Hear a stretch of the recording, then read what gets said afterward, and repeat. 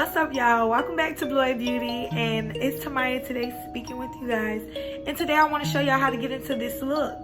This is a glueless lace frontal wig, okay?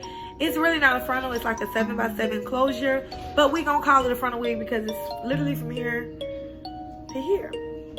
So if y'all really into this melt, just keep on watching.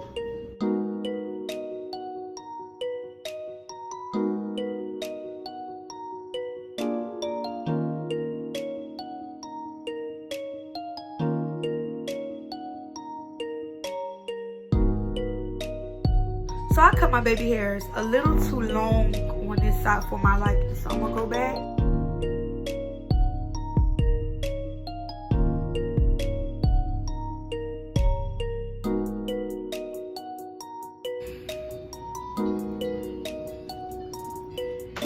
Anyways, so I'm gonna take my mousse, and I have never done this on myself before, so cut me a little bit of slack. I'm gonna put a little bit on my head.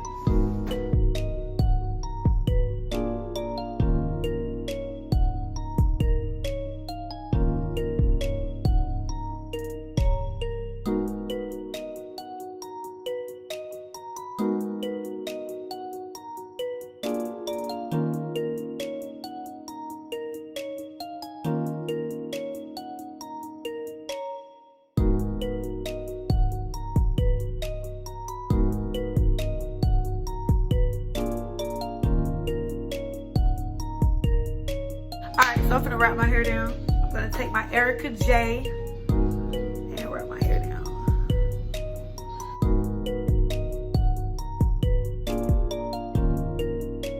Hair laid down. I'm gonna go up under the blow dryer. Okay guys, so I just finished my edges. I just got back from up under the dryer. Let's see how these edges come out.